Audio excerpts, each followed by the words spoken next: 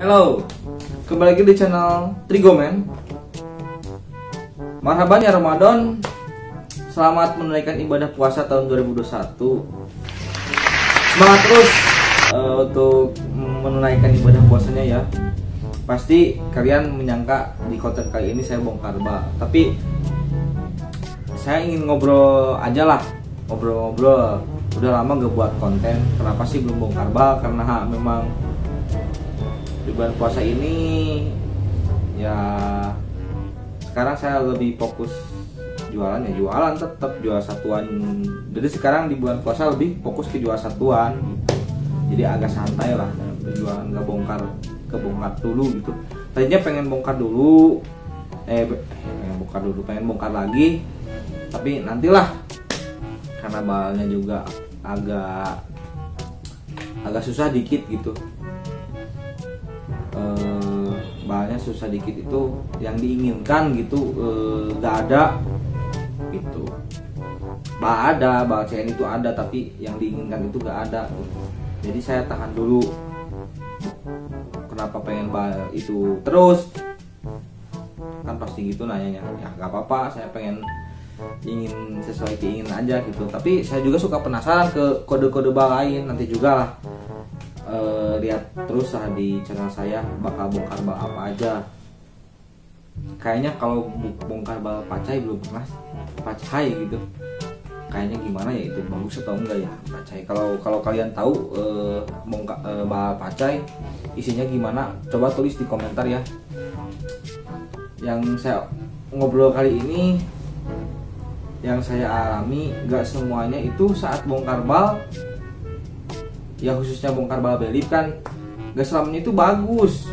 Kadang nemu bal karuan, ya bal karuan itu dalam artian kondisinya kurang bagus lah gitu. Dapat barang kepala segini, barang badan segini, barang kakinya banyak kayak gitu. Jadi meskipun ada kode bal, memang ada kode bal yang direkomendasikan gitu seperti belip, ya next trading dan lain-lain. Tapi tak selamanya belip juga bagus, karena saya juga mengalami nih.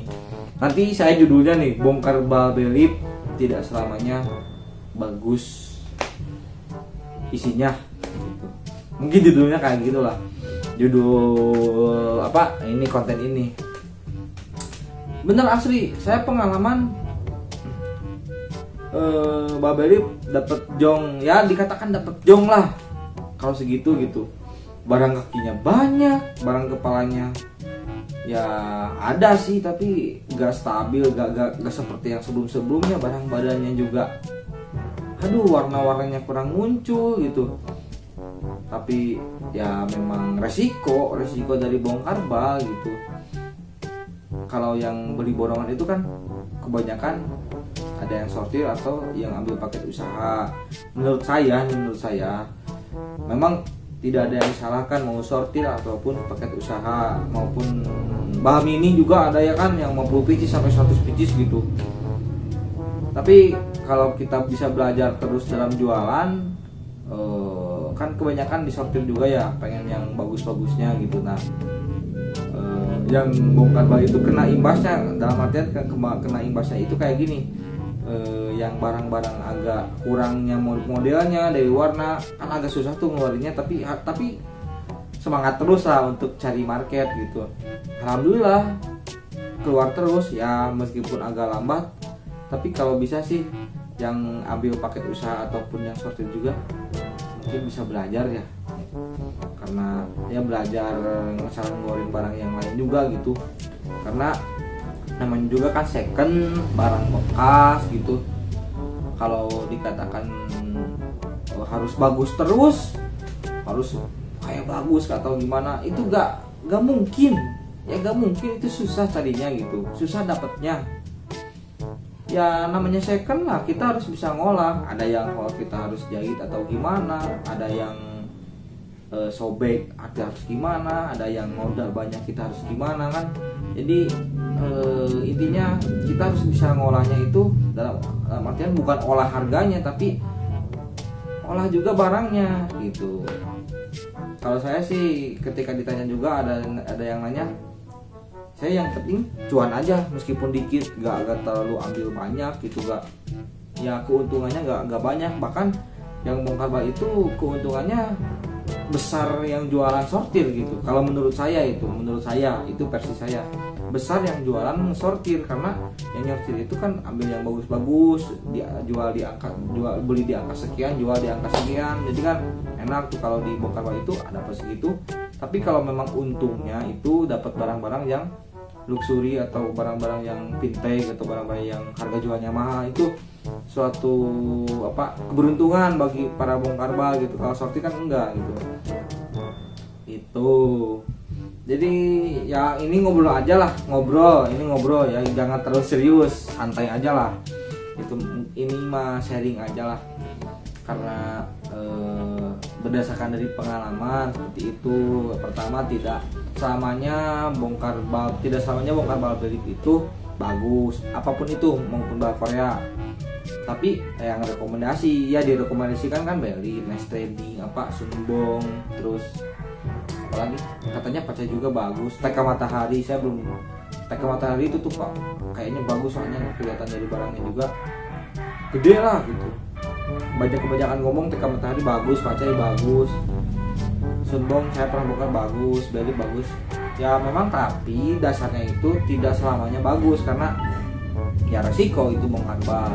Yang kedua, mungkin kita sama-sama belajar menjual yang tadinya kemungkinan ya yang tadinya banyak noda atau hole, ya kita olah sampai kita bisa menjualnya. Itu mungkin itu bisa dikatakan udah bisa lah menjual secondan gitu. Karena kenapa, memang ini second loh gitu, bukan baru gitu. Kalau ada noda dikit atau ada hole dikit ya kita olah gitu. Ya sebisa mungkin lah bisa jadi uang, seperti itulah. Karena memang harus seperti itu ya. Saya garis tebal, ini second, barang bekas gitu. Jadi udah sewajarnya kalau ada noda, kalau ada hole, kalau ada sobek, kalau ada warna yang agak turun, kalau ada ribnya atau karet-karetnya agak longgar, itu wajar karena ini bekas, bukan baru. Kalau pengen bagus, semuanya full bagus, saya keinginan sekali ya beli baru, itulah ya, beli baru. Mungkin itulah gitu.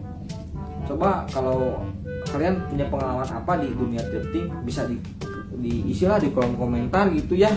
Coba isi di kolom komentar, nih saya pernah gini nih, kejual di retur atau gimana gara-gara ini.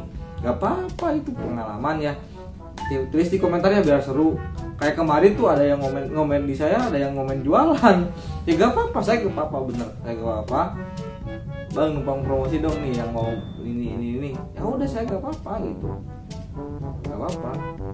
Tapi kalau saya punya sebenarnya bukan bosan sih, tapi saya pengen buka lokal brand, jadi pengen punya produk sendiri atau jualan yang baru-baru gitu ya, sambil lah sekenan, sambil yang barang-barang baru juga sambil ya, atau produk sendiri lah sambil gitu, ngejahit sendiri ya intinya ke sana lah, jadi punya produk sendiri atau ngambil dari orang yang baru gitu. Jadi dua-duanya harus jalan gitu, pengennya kayak gitu, karena memang harus cari uang dari mana aja gitu. Dan kalau pengen sharing tentang cara marketing, digital marketing spesialis, mungkin kita bisa juga, ayo nanti saya buatkan konten cara digital marketing spesialis dari yang tidak berbayar dan berbayar, pasang marketplace atau berbayar juga, misalnya di platform ya, Facebook dan lain-lain lah. Boleh, kita bisa sharing lah. Kalau pengen, coba tulis di komentar juga, ayo kita sharing gitu soal digital marketing spesialis. Itu mungkin itulah obrolan saya ya. Sampai jumpa kembali di video selanjutnya. Bye bye.